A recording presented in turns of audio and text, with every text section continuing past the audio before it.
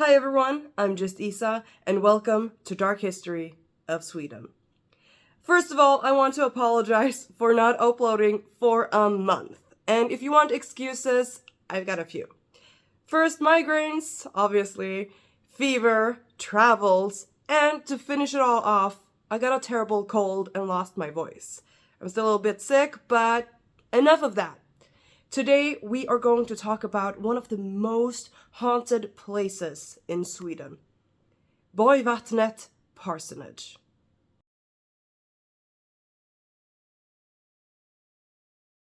The parsonage was built in 1876 in the little village of Borgvattnet, Ragunda County in Jämtland. There is not much known about the parsonage before 1947, when it became known as the most haunted place in Sweden. In 1750, the first settlers came to Borgvattnet, and by 1782, Paul Persson built the church. But it wouldn't be until 1872 Borgvattnet got its first carriage drive. And the year after, Borgvattnet became its own parish with its own priest and local government. 1876, the parsonage was finished and the priest Per Johan Strindberg moved in. In 1948, the new parsonage was built more centrally in the village. 1970, Erik Brännholm bought the old parsonage and opened it up to the public as a hotel, and by the first summer, they had over 500 visitors. Just to put things into perspective, there's about 70 people living in Borgvattnet all year around.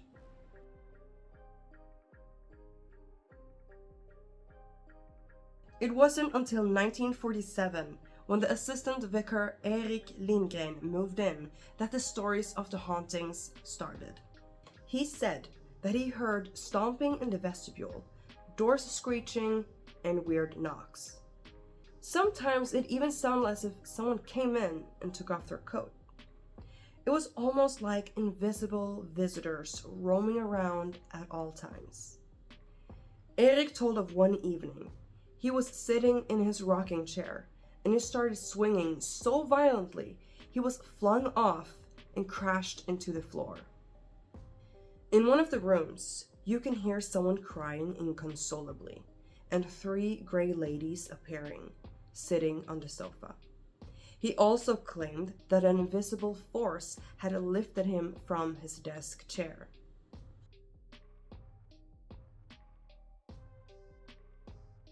There are said to be many spirits that reside there, and I will try to cover all of them. Erik kept a very detailed journal of all his ghostly experiences while staying there. He stopped after a while because it became his everyday, but it does mean that we know what he had experienced while he lived there.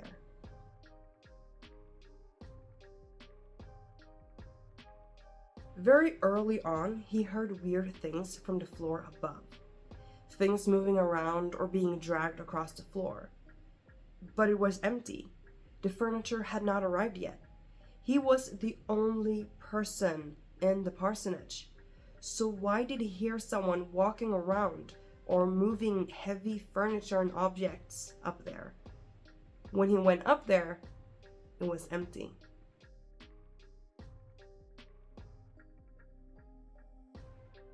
Already the next day, he has another experience.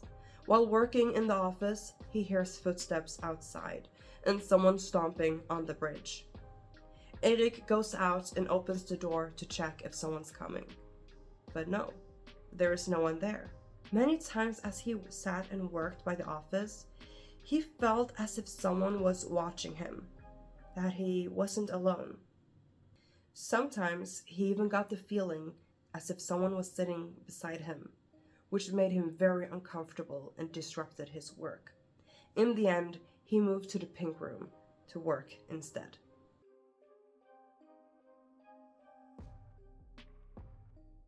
I know I already talked about this earlier, but I want to include some more details. One night, as Erik was sitting in his rocking chair, reading, the chair jerked so hard he fell to the floor. He got up and sat down in it again. The same thing happened. The chair started to rock violently, but Erik held on, not wanting to fall off again. That's when he felt a presence behind him, and with a force went through him, and he ended up on the floor again. The chair was sold and has also appeared on Swedish television, but it was bought back to the parsonage in 1981, where it still is.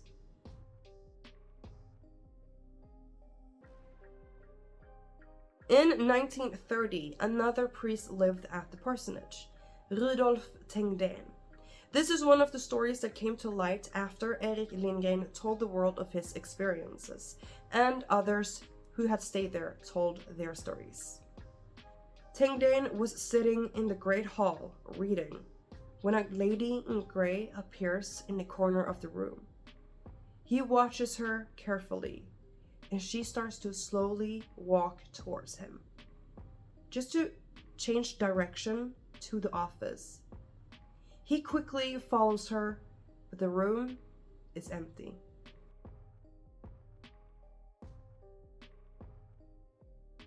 Between the years of 1936 and 1941, the priest Otto Lindgren and his wife lived at the parsonage. One day, as they were eating in the dining room, they hear the front door open and someone walking into the kitchen. When they went to look, no one was there. A little while later, the wife hears the same thing again. The front door opening, someone walking towards the kitchen where she is sitting. But no one comes in. Instead, music starts playing outside the kitchen door. She gets up and opens the door when the music suddenly stops. She goes up to the second floor to get her husband, Otto, and they sit in the kitchen for a while. The music starts playing again behind the closed doors.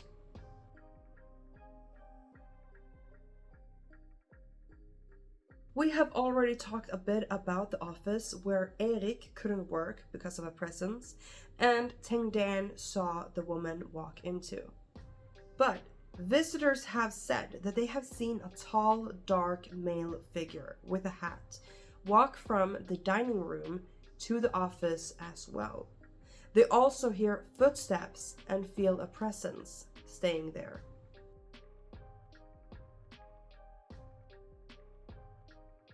Inga Flodin stayed at the parsonage overnight in 1941. She woke up in the middle of the night feeling as if someone was watching her.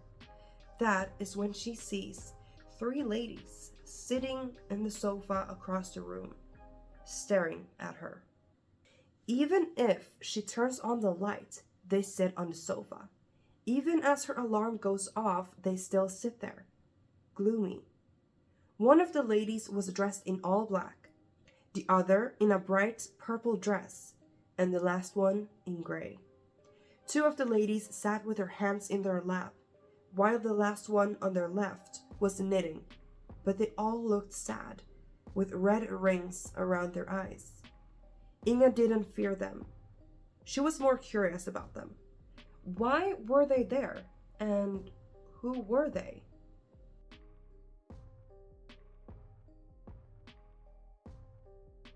April 11, 1908. The priest's wife Märta died during childbirth due to pneumonia. The loss of the young wife and mother was difficult and heartbreaking. She left behind 8 children from the age of 14 down to newborn. Since the ground was still frozen, they couldn't bury the body and was left in the house until they could. Her husband, Per, also had a hard time letting his beloved wife go, so she might have stayed a bit too long. Their second son, Nils, also became a priest and was the first to document the strange things happening in the house. Like how the washed clothes were torn from the washing line and other guests had seen shadows. Had someone pulled on their clothes and seen someone sitting on their beds. They believed this to be Märta.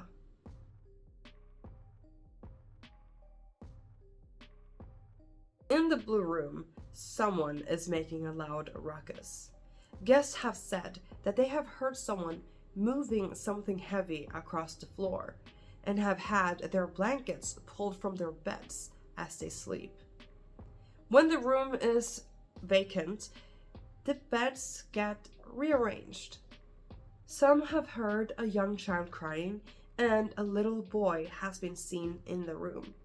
Most occupants get the feeling as if something tragic or sad had happened there.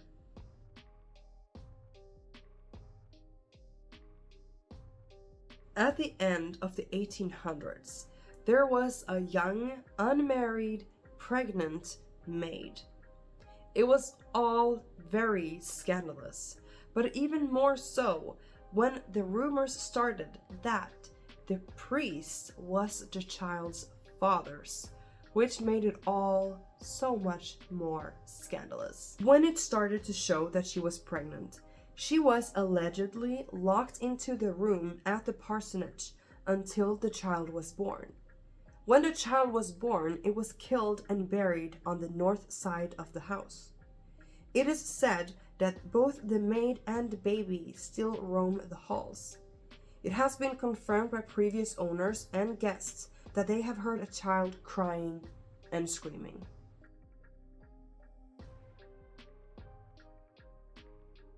If you want to stay at the parsonage, you can visit their page and book a room. Right now, they are fully booked, but will open up for new reservations after New Year's. I will leave a link in the description box so you can check it out yourself. I would love to spend a night in any of the rooms to experience these alleged hauntings. If I'm lucky, next year I will be able to visit. That was all I had on Borgvattnet Parsonage. I hope you enjoyed it. If you did, leave a like and comment down below. Next week, we are going to talk about a few haunted castles in Skåne. So make sure you are subscribed and hit that bell so you don't miss it. Thank you so much for watching. I hope you enjoyed it. Take care of yourself and each other, and I'll see you guys in my next video. Bye!